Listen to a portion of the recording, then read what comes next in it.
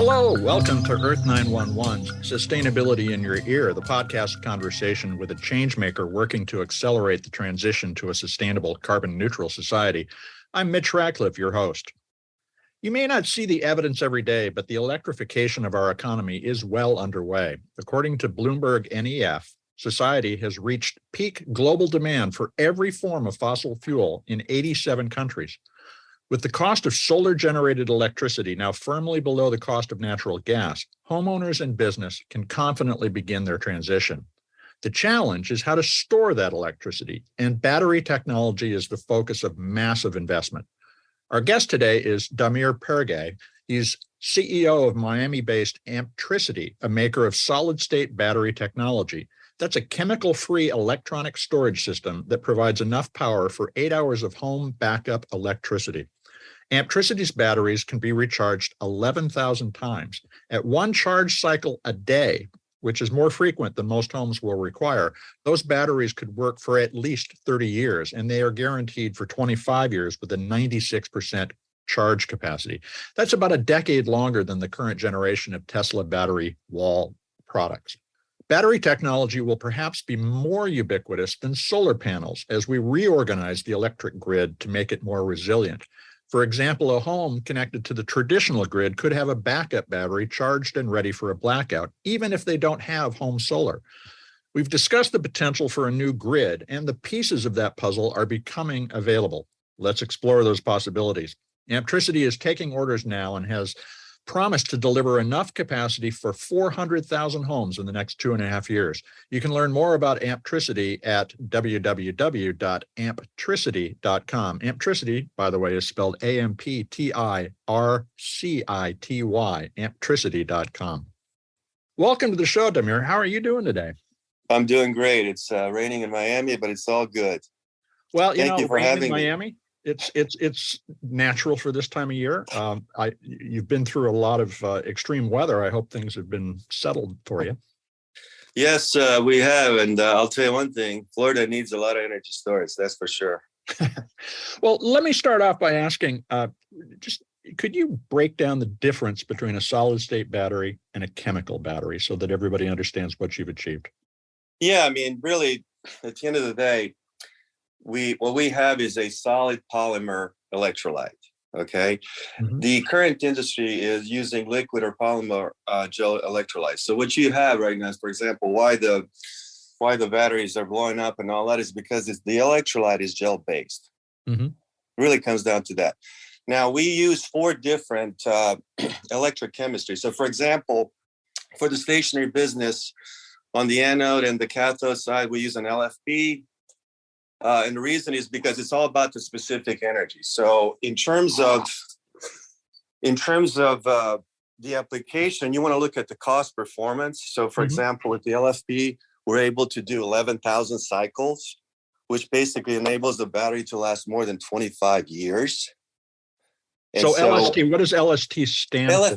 LFP, so it's lithium iron phosphate. Okay, so for the stationary applications, you're going to use different electrochemistries. So in our case, we took us 2 years to productize the technologies. But to give you a summary, the electrolyte is a solid polymer, and the cathode and the anode and the cathodes are different based on the market application. So for example, the stationary market, we use LFP, which is lithium iron phosphate.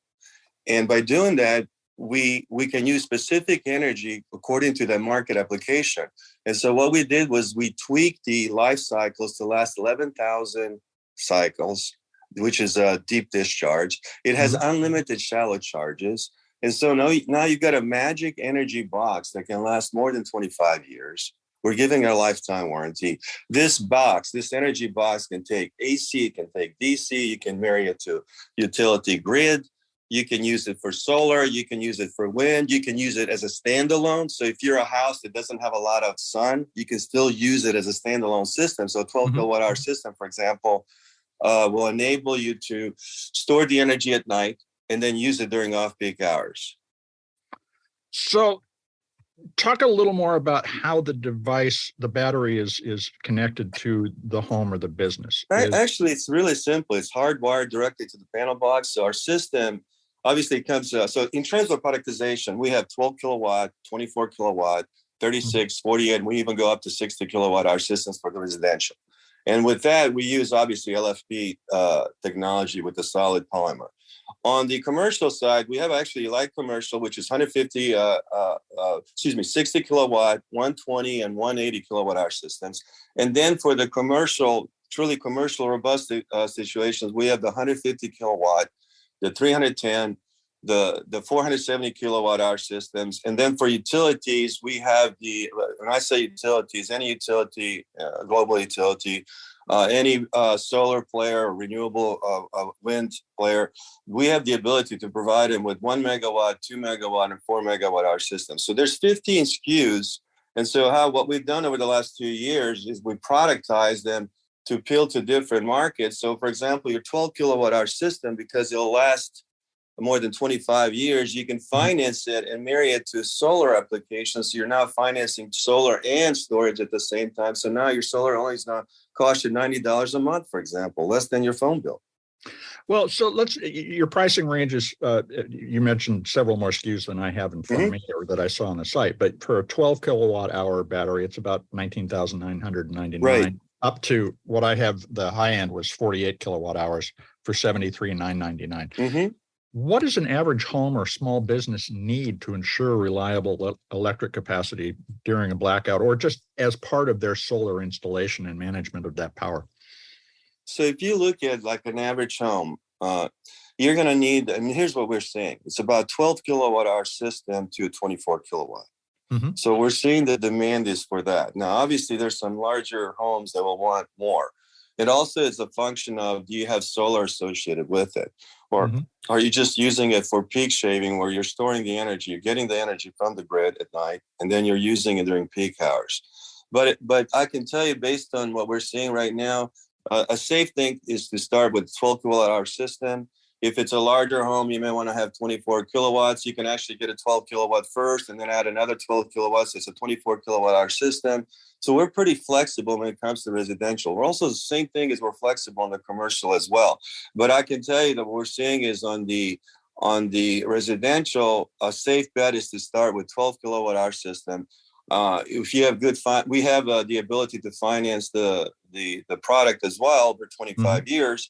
And no one else in the industry can do that because of being a solid polymer based solution, then we can do that because of our durability and stability and all the technologies associated with it. So I think I would say to you that for residential, it start with 12 kilowatt hour system. On the commercial, it's going to vary whether it's you could migrate to a light version first, like a 60 kilowatt system or a 120 kilowatt hour system. Now, do you have any data about the impact on property values when you install a battery? For a lot of homes, that's $19,000, $20,000 it looks like a lot of money, but of course it lowers your overall cost of energy. You save from that, but what does it do to the value of the home? Well, yeah, the cost is really depends on how you look at it. So, for example, our system will last more than 25 years. We have a lifetime warranty. And so from our perspective, traditional technologies today will last 6 years. So when you look at it from a perspective of technologies, just the electrochemistry, the electrochemistry is 4 times superior to what you have today. That's number one. Number two is because it's solid-based, you're not worried about thermal runoffs. You're not worried about it exploding on you. You're not worried about being toxic. And so, you've seen the cars blowing up, for example, because they're using current lithium technologies because they're all gel-based. So from a property perspective, think about it this way. If I buy this today, it's an asset that will last 25 years. So when I'm selling my home, first of all, I'm going to be more sustainable, number one. Number two is I'm going to be able to transfer that product to the new either I will take it with me because it's not going to be difficult, or I will leave it in the home and leave it as an asset for the newer. Now, because it's non-toxic, non-flammable, non-explosive, from an insurance perspective, the technology itself is far, far superior. In fact, on our EV charging applications that we're coming out with, we'll be able to put the EV charging station inside a gas station because we don't have to worry about it blowing up like you have current technology. So the value of your home it will increase, but even more importantly, you don't have to worry about when you're sleeping at night whether your battery is going to blow up on you in your garage. So how do you see the electricity storage options for homes and businesses changing over the next few years? There's a lot of startups in the battery space. There are going to be a lot of options and a lot of different mix and match approaches. You yourself mentioned that your stuff is modular. When we think about our planning as homeowners or business owners, should we be thinking about incrementally stepping into this or buying into a generation and running with it? Well, here's the cool part. First of all, if you look at the industry, for example, there was an article about Ford saying that solid state will be ready by 2030. Okay. There was another article by NREL that was saying that 8-hour discharge will be ready by 2036. We've been under stealth mode for 2 years. And obviously one reason is because this technology can pretty much decarbonize the planet. And therefore, I love the name of your podcast. I think it's fantastic. Okay. And so from our perspective, this is the box that actually changes. It's a game changer. So when we look at the competition, we look at how things are playing out. It's not any different than, for example, 25 years ago, everyone was saying like, solar's not going to make it. It's too expensive. It's going to take a long time. So while everybody's talking about solid state, like it's either in the lab or they plan on having it 2030, we're shipping commercial units this in December, January for pilots. And then obviously for our pre-orders for residential, we're going to be shipping Q1 of next year. So my point to you is that in terms of the competitive marketplace, we have a product that can be financed with solar right now. We can decarbonize the planet probably by 10 to 20 years faster because while everybody else is talking about having solid state in their labs, we're production ready. We can import and assemble 4 gigawatt hours, which is about 400,000 homes over the next 30 months. And then we plan on building factories in North America and then expanding from there. So from our perspective, this is the perfect time to buy because now you can lock into a technology that's going to last 25 years. You can finance it over 25 years. If you've got solar, you can marry it to solar. You can use it for peak shaving. You can use it for backup. So it's a game changer.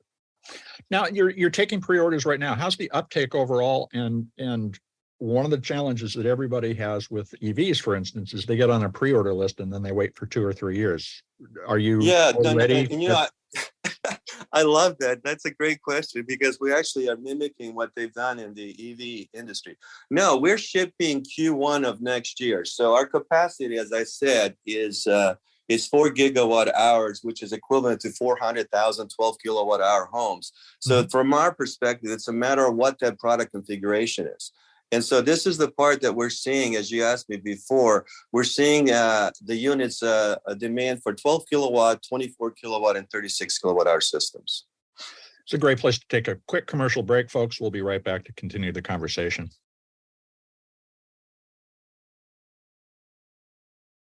Welcome back. Let's continue the conversation with Damir Perge. He is the CEO of Ampricity, which recently introduced solid-state battery technology for home and business.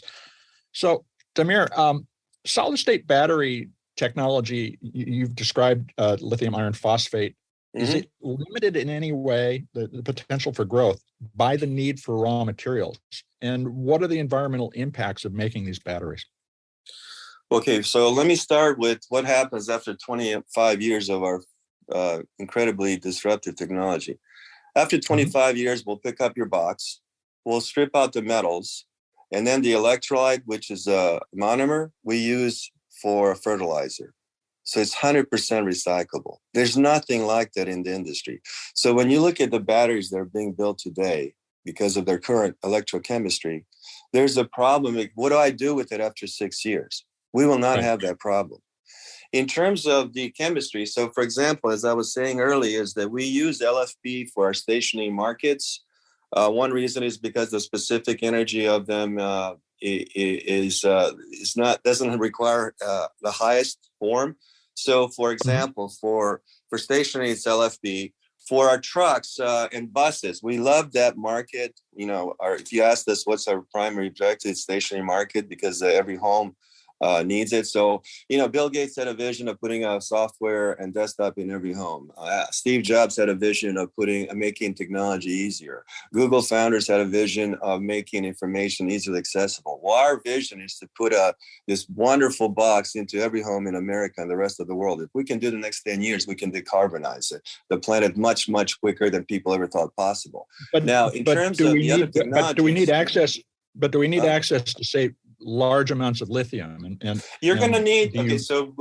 Great. So as we continue, yes, the whole industry needs lithium, right? And everybody's looking to migrate to different minerals. So in our case, for our truck and bus industry, we use what we call a modified LMO, lithium manganese oxide. Okay, so we have a bus that basically can go 1,000 kilometers, which is unheard of. Okay, it's a 600 kilowatt hour system. It can go 8,000 kilometers. We have a truck that can go 800 kilometers. So we use for chemistry on that, it's still a solid monomer on the electrolyte side. There's obviously other ingredients that are proprietary, but in that case, the chemistry is a modified LMO. In terms of high specific energy, and we're looking at some race car applications, we can go up 377 watt hours per kilogram on a specific energy. Now, that's a composite NMC. So from our perspective, the whole industry obviously wants to migrate away from cobalt, obviously, and we know why. Cobalt as a mineral has a lot of issues right now, especially because if you look at it, obviously cobalt you can extract it from copper, but the problem is the highest concentration of cobalt is in the Democratic Republic of Congo, so there's issues with that, right? So the industry itself is migrating from that. In our case, because of our electrolyte, we can use different minerals and different electrochemistries on the anode and cathode side for different applications. But at the end of the day, you obviously need lithium, and the whole industry is going to need it. And so there is a requirement to localize it as much as you can, and everybody's doing that. So today, if you look at the industry, it's 80% controlled by China. And the rare earth materials are even more controlled. So the industry itself is trying to obviously migrate towards different areas of the world. And so wherever we look to set up a factory, we'll look at simple things like how much access to lithium do we have in terms of our production capacity. So where are you sourcing your lithium now?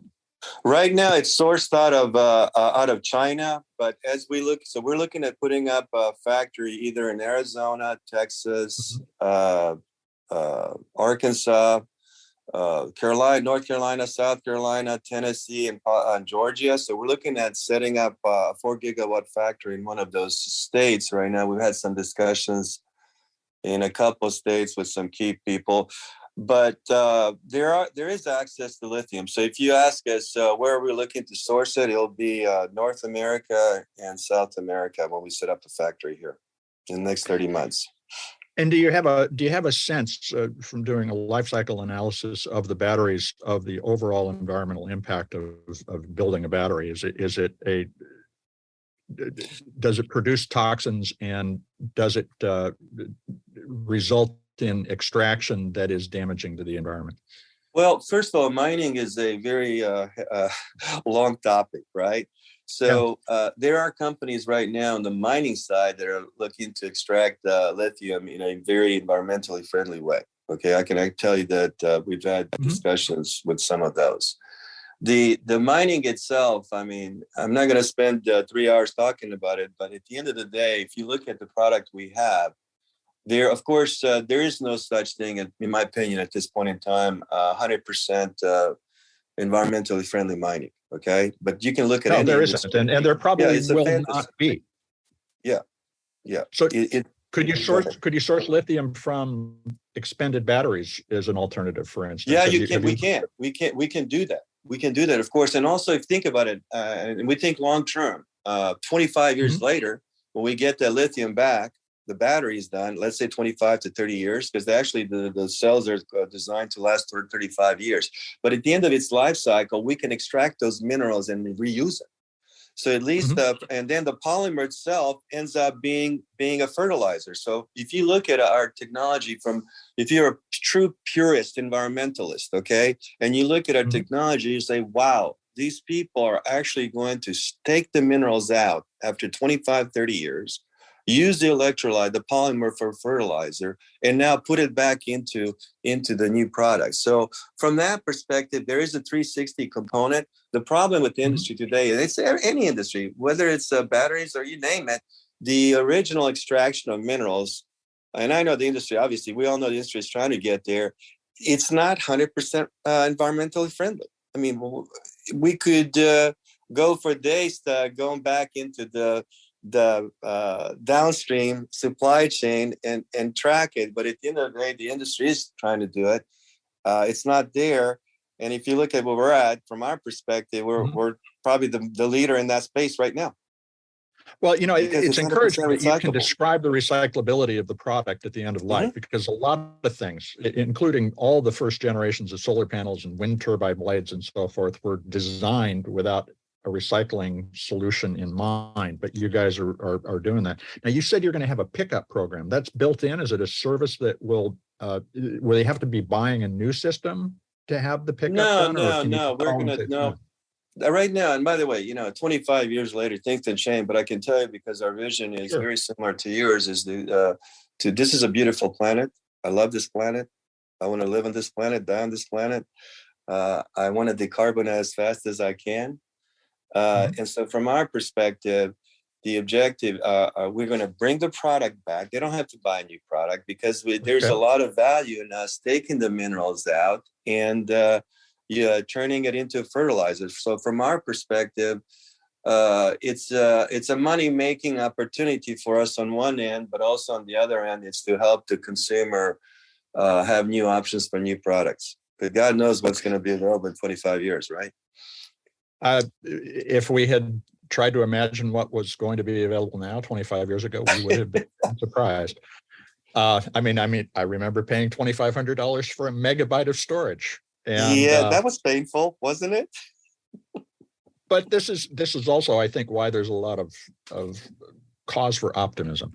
Let's talk about the grid, because you've mentioned this a couple of times in the conversation already. The traditional hub and spoke distribution model that we have might give way to something a lot different, something flexible that includes local power generation, from rooftop solar and so forth, combined with batteries. So a few questions about where we might go with reorganizing our electrical system. How does the battery technology that you're working on change the way we organize and pay for power? And can we start to think about potentially public utilities being disrupted in the way that a lot of traditional business was by digital business? I love that question. And it's one of my favorites, because I deal with it every day. Because obviously on one side, we're doing pre-orders on the residential. On the other side, on commercial side, we are teaming up with some large players. How Ampricity sees it is the following.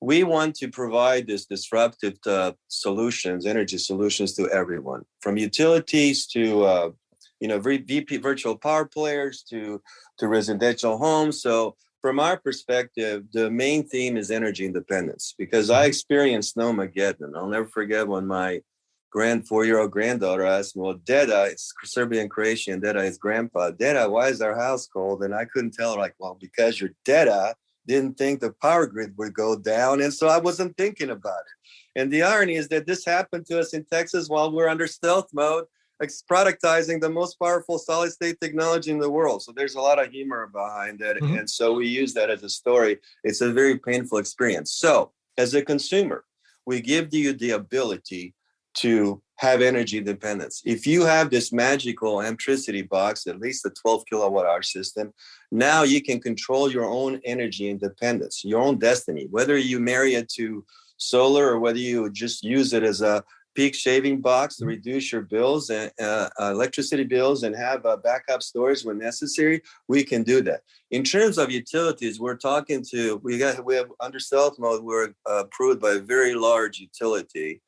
We're looking at some massive pilot projects on 1 megawatt to 20 megawatt hour solutions. So in terms of utilities, we obviously want to offer them the same thing. So the future of energy is basically combination of distributed storage and generation, as well as centralization, because a lot of people want to disrupt the utilities, but from my perspective, that's not really a wise choice, because we rely on centralization of energy so much. What we can do is amplify it and give people the option. So you're going to see in the future utilities coming in and setting up battery storage parks. I mean, one of our opportunities that we're talking to commercial players is to set up, imagine 1,000 energy storage parks across the country.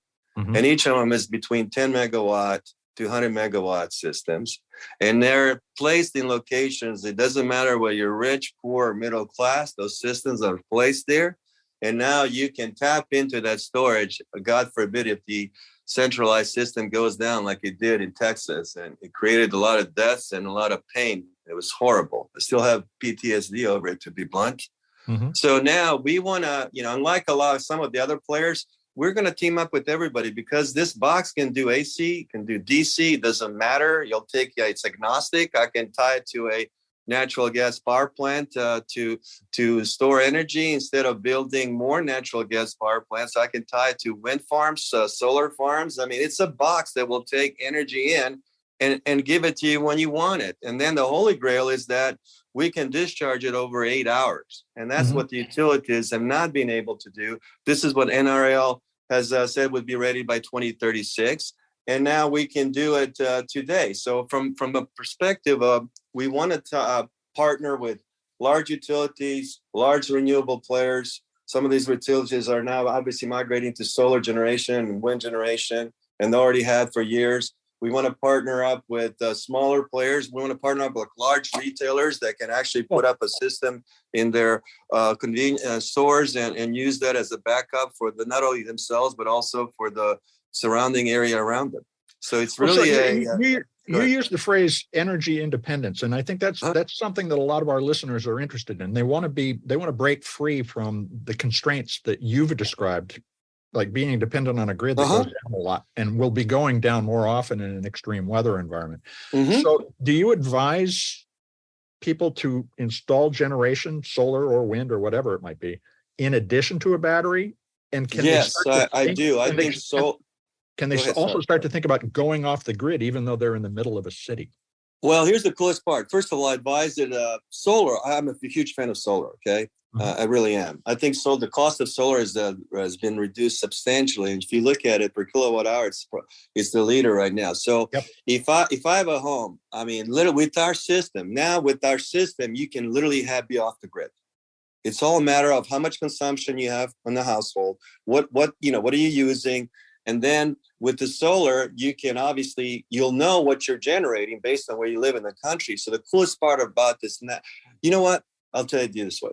Because of our solid state solution today, people can be completely off the grid. It's a matter of how many kilowatt hours you want to put into your system based on your consumption, number one. And number two is you can add on to it. So this is the holy grail. This is absolutely the holy grail for someone that wants to be off the grid. They marry it to solar, and now they don't have to depend on the utility for their power. So then the other thing that makes me wonder about is whether or not even neighborhoods or an apartment building could, in a sense, set up their own local utility, because they could add on as they needed additional capacity, like you're saying. Is this also an entrepreneurial opportunity for communities, either individuals or as a community, to invest together to get to this post-carbon environment faster?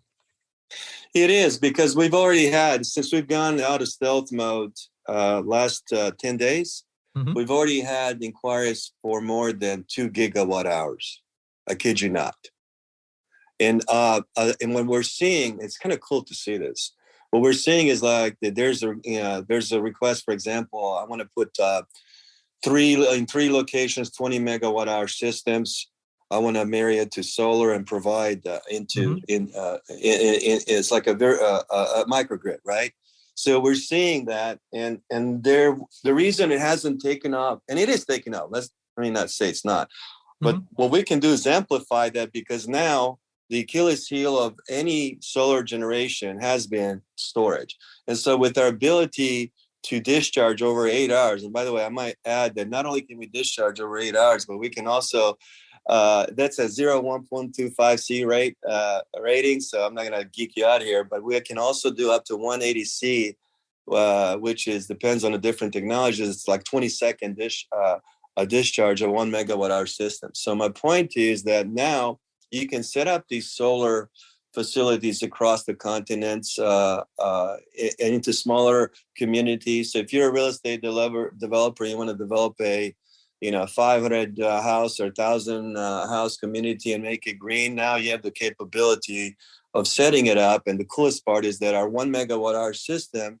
so you could do a combination. You could put a 12 kilowatt hour system into residential homes. Let's say if you're a real estate developer, and then you can put solar on the roof. But then also you could have, let's say 5 to 10 megawatt hour backup system for the community, and each one of our megawatt hour systems fits in a 10-foot container. So from a space perspective, it's a game changer because it does not require a lot of space. So you could do a combination. If I'm a real estate developer and I'm developing let's say 100 unit area, 100 home area, I could put up a 12 kilowatt hour system into each home. I could put the solar on there, and then if I choose to, I can also by the clubhouse put up a 2 megawatt or 5 megawatt hour system, just in case whatever weird conditions happen in terms of if it's for Miami hurricanes, I could tap into that as well. So it's a game changer. Really think of it as you have a white blank piece of paper.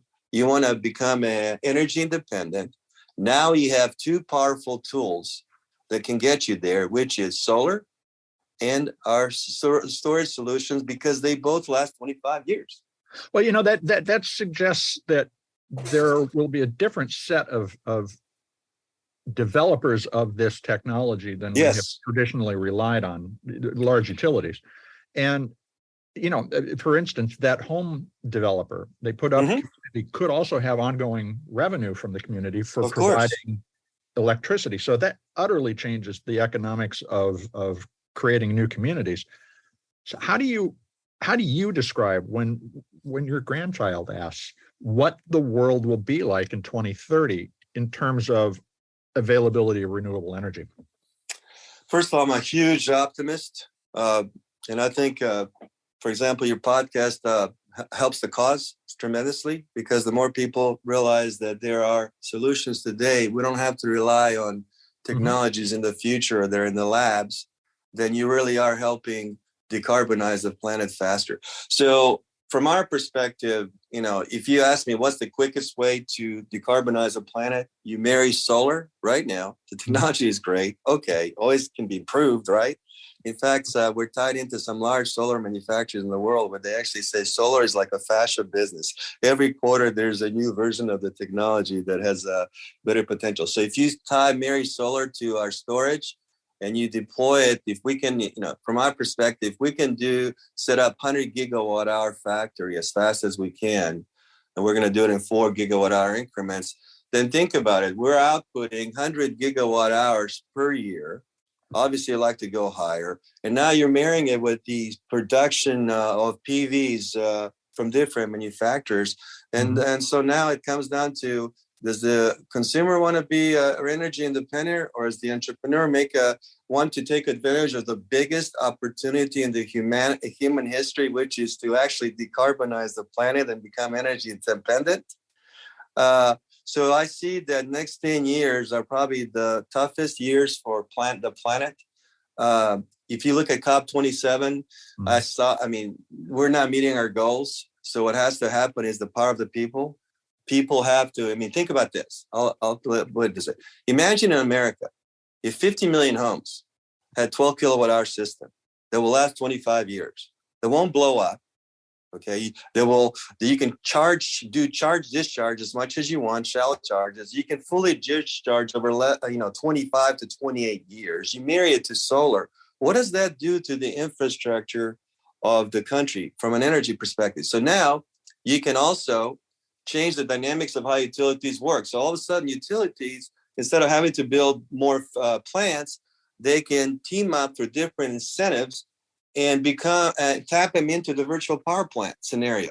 The problem for utilities and why they've not been big fans of renewables, well, one reason is engineering. It's physics. It's the renewable technologies are not stable enough. So from that perspective, if you've got 50 million homes that you can tap into and tap into that energy storage, for example, when you require it, you can manage that stuff, then the vision of what a utility means is much different than what it is today. So in terms of disruption, the smart utilities will see that, recognizing that now we are giving the entire renewable industry a solution that has been an Achilles heel for the last 20 years. And so now it's a game changer. So if we can decarbonize the planet in the next 15 years, we have a chance. Otherwise, you look at COP27 goals that are not being met, it's going to the climate's going to continue to change.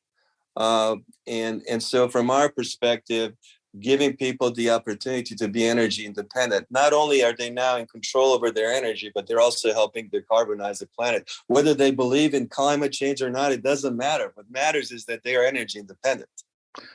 It's going to be impossible really to imagine that. We're going to have to live through it to find out how it turns out. But Damir, I want to thank you for taking time to talk with us today. It's been fascinating. Great pleasure. Really appreciate you. We've been talking with Damir Perge. He is the CEO of Ampricity, which is taking orders for its solid-state batteries now. You can find out more and place an order at ampricity.com.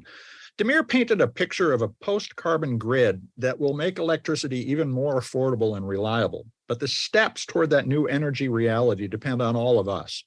Our decisions about when and how to move from fossil fuel-generated power to renewables, who we want to pay to generate and store electricity, and how we manage our daily energy use to reduce the dependence on peak generation, which is the most polluting form of power, which kicks in on late in the afternoon when more electricity is in use. All of those decisions are going to shape our economy. As we transition from one form of energy to another, there will be remarkable moments when we can renegotiate the political and economic relationships in our society. It's also encouraging to hear from this early battery innovator that an end-of-life solution for a recycling storage unit exists and even makes economic sense. So we strongly recommend that recyclability be a key criteria when you are considering new electric storage investments. We hope you'll take a few minutes to share this show with your friends, family, neighbors, and coworkers who are interested in their own power independence. You are the amplifiers that spread the ideas we collect here on Sustainability in Your Ear. So please let folks know that they can find the show on Apple Podcasts, Spotify, iHeartRadio, Audible, and other fine purveyors of podcast goodness. We appreciate your support. I'm Mitch Ratcliffe. We'll be back with another innovator interview soon. In the meantime, folks, take care of yourself, take care of one another, and let's all take care of this beautiful planet of ours. Have a green day.